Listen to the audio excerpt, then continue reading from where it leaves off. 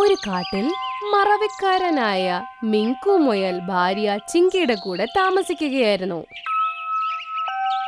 ഒരു ദിവസം വീട്ടിൽ സുഖമായി ഉറങ്ങുകയായിരുന്നു. അപ്പോ ചിങ്കി വന്ന് എണീപ്പിക്കാൻ നോക്കി. അതേ നീ ഒന്ന് എഴുന്നേക്ക് പെട്ടെന്ന്, കുറച്ച് അർജന്റ് ആണ്. ഓ, രാവിലെ തന്നെ എഴുന്നേൽപ്പിച്ചു. ദൈവം നിന്നെ പോലെ ഒരു സഹോദരി ആർക്കും കൊടുക്കരുത്. സഹോദരനെ ഉറങ്ങാൻ നീ ഒരിക്കലും സമ്മതിക്കത്തില്ല. എന്റെ ദൈവമേ, ഞാൻ സഹോദരി ഒന്നും അല്ല, നിങ്ങളുടെ ഭാര്യയാ. ദൈവമേ, ഇതുപോലത്തെ ഭർത്താവിനെ ആർക്കും കൊടുക്കല്ലേ. നിങ്ങളുടെ ഒരു മറവി സ്വന്തം ഭാര്യനെ പെങ്ങളായി കാണുവോ? നീ എന്നോട് ക്ഷമിക്കേ. അല്ല, എന്താ പറയാൻ വന്നത്? ഒന്ന് പുറത്തേക്ക് വരുമോ? ഒന്ന് പോയി നോക്കാം നമുക്ക്. രണ്ടുപേരും പുറത്തിറങ്ങി. ടീനു കിളി ഭയങ്കര നിലവിളിച്ച് കരയുന്നു. എന്തു പറ്റി ടീനു കിളി? നിനക്ക് വല്ല വിഷമമുണ്ടോ? എന്റെ മുതുകില് ഭയങ്കരമായിട്ട് വേദനിക്കുന്നു. മുട്ടയിടാൻ സമയമായെന്ന് തോന്നുന്നു. പെട്ടെന്ന് പോയി അദ്ദേഹത്തെ വിളിച്ചോണ്ട് വരാമോ? കുറച്ചു ദിവസമായിട്ട് സോനു പ്രാവിന്റെ വീട്ടില് താമസിച്ചേക്കോ അങ്ങേര്. ശരി, ഞാൻ പൊയ്ക്കോളാം. മിങ്കു മുയൽ അവിടെ ഓടി. കുറെ ദൂരം ഓടിക്കഴിഞ്ഞപ്പോഴേക്കും സോനു പ്രാവിന്റെ അടുത്തെത്തി. അവിടെ ടീനുവിന്റെ ഭർത്താവ് റിങ്കു ഉണ്ടായിരുന്നു. അല്ല റിങ്കു പക്ഷി, വേഗം എന്റെ കൂടെ വരൂ. അല്ല, എന്താ കാര്യം? എന്തിനെങ്ങനെ ഓടിക്കിതച്ച് വരുന്നത്?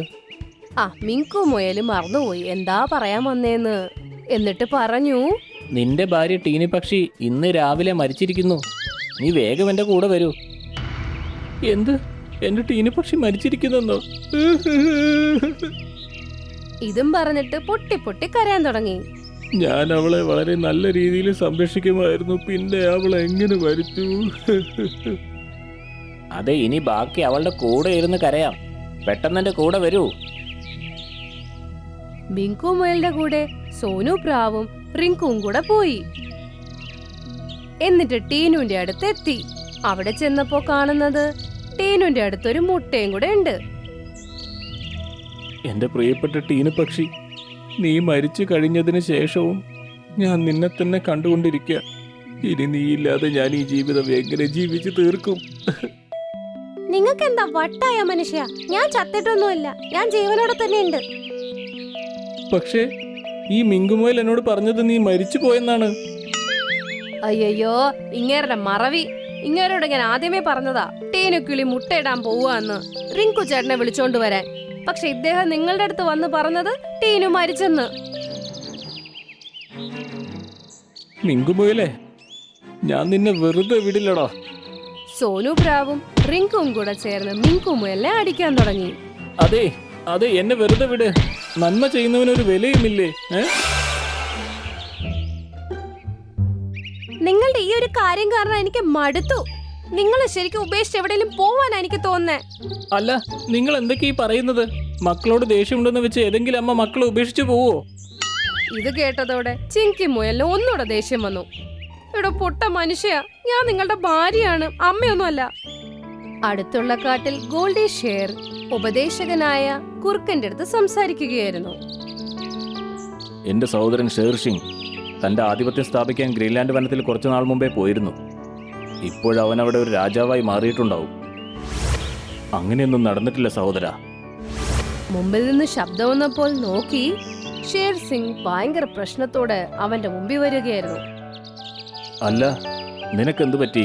നീ കാട്ടിലേക്ക് ഭരിക്കാൻ പോയതല്ലേ, എന്താ പിന്നെ പെട്ടെന്ന് തിരിച്ചു വന്നത്? സഹോദര, എന്തു പറയാനാ, ആ കാട്ടിലൊരു തടിച്ച പപ്പായുണ്ട്, പിന്നെ ഒരു മാന്ത്രിക മുയലും. എന്താ പറഞ്ഞേ? മാന്ത്രിക മുയലോ?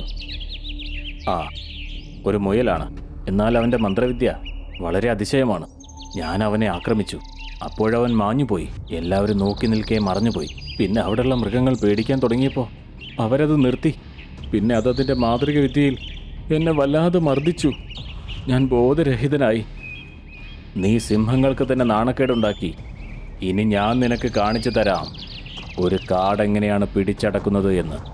നോക്കിക്കോ, എൻ്റെ ഗർജനത്തിൽ വനം മുഴുവൻ കോരിത്തരിക്കുന്നത് എങ്ങനെയാണെന്ന്. ഗോൾഡി ഷെയർ ഉപദേശകനായ കുറുക്കന്റെ കൂടെ അവിടെ നിന്ന് പുറപ്പെട്ടു.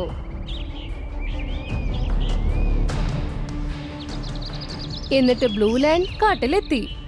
അവന്റെ ശബ്ദം കേട്ട് എല്ലാ മൃഗങ്ങളും പേടിച്ചുപോയി. എല്ലാവരും ശ്രദ്ധയോടെ കേൾക്കണം. ഇനി ഞാനാണ് നിങ്ങളുടെ രാജാവ്. എല്ലാവരും നിശബ്ദമായി എന്നെ രാജാവായി അംഗീകരിക്കുക, അല്ലെങ്കിൽ എല്ലാത്തിനെയും ഞാൻ തീർത്ത് കളയും. കാട്ടില് മുഴുവനും എല്ലാ മൃഗങ്ങളും പേടിച്ചു. എല്ലാ മൃഗങ്ങളും അവന്റെ അടുത്ത് കാട്ടിൽ നിന്നും പോവാനായിട്ട് കെഞ്ചി. ഇതെല്ലാം കണ്ടപ്പോ ഗോൾഡി ഷെയറിന് വീണ്ടും ധൈര്യം കൂടി. സോനു പ്രാവ് മിങ്കു മുയലിന്റെ അടുത്തോട്ട് വന്നു. വളരെ അത്ഭുതമായിരുന്നു. നമ്മുടെ വനത്തെ ഗോൾഡി സിംഹം ആക്രമിച്ചിരിക്കുന്നു. ഇനി അവനെ നമ്മൾ രാജാവായി അംഗീകരിക്കണം. അയ്യോ, ഇത് വല്ലാത്ത കഷ്ടമാണല്ലോ. ഏയ്, ഒന്നും സംഭവിക്കില്ല. ഞാൻ ജീവിച്ചിരിക്കുമ്പോൾ അവനെ ഈ കാട് ഭരിക്കാൻ തുടങ്ങിയാൽ അതെനിക്ക് നാണക്കേടുണ്ടാക്കുന്നതായിരിക്കും. നിങ്ങൾക്ക് എന്താ പറ്റിയേ? പുതിയ അസുഖം വല്ലതാണോ? നിനക്ക് ഇത്ര ധൈര്യോ? ഒരു ഷേറിനോട് മുയൽ ഇങ്ങനെ സംസാരിക്കുന്നുവോ? അയ്യോ, നിങ്ങൾ ഷെയറല്ല, നിങ്ങൾ മുയലാണ്. വിഡ്ഢി മുയലേ, ഞാനൊരു ഷേറാണ്. ഞാൻ ഈ കാടിനെ രക്ഷിക്കാൻ പോവുകയാണ്. മുയല് മറന്നുപോയി അവൻ മുയലാണെന്ന്. താൻ ഷെയറാണെന്നുള്ള ഹംഭാവത്തിൽ ഗോൾഡി ഷെയറിന്റെ മുമ്പിൽ പോയി നിന്നു. ഗോൾഡി ഷെയറിന്റെ മുമ്പിലുള്ള ആ നിൽപ്പ് കണ്ട് എല്ലാ മൃഗങ്ങളും ഞെട്ടിത്തെറിച്ചുപോയി. അല്ലയോ പുറത്തു നിന്ന് വന്ന ഷേർ, ഞാൻ ഈ കാട്ടിലെ രാജാവാണ്. പോ, പെട്ടെന്ന് ഇവിടെ നിന്ന് പോ, ഇല്ലെങ്കിൽ നിന്നെ കണ്ടം തുണ്ടമായി വെട്ടിക്കീറും.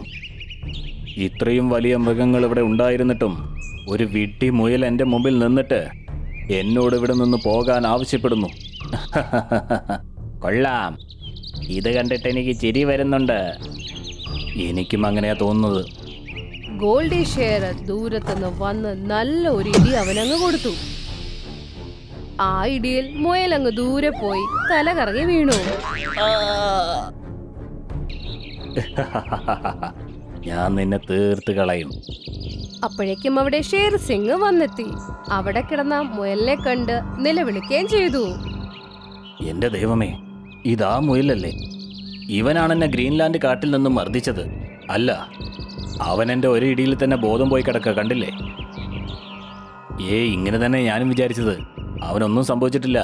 അവൻ നാടകം കളിക്കുകയാണ്. അവൻ കുറച്ച് നിമിഷങ്ങൾക്കുള്ളിൽ തന്നെ എഴുന്നേറ്റ് വരും. പിന്നെ മന്ത്രവിദ്യ കൊണ്ട് നമ്മൾ 3 പേർക്കും നല്ല ചുട്ടടി തന്ന് ഇവിടെ നിന്ന് ഓടിക്കും. അതെ, അദ്ദേഹം പറയുന്നത് ശരിയാണെന്ന് എനിക്ക് തോന്നുന്നു. ഈ കാട്ടിൽ വലിയ വലിയ മൃഗങ്ങളുള്ളപ്പോൾ ഒരു മുയൽ എന്തുകൊണ്ടാണ് ഇത്രയും ധൈര്യത്തോടെ മുന്നോട്ട് വരുന്നത്?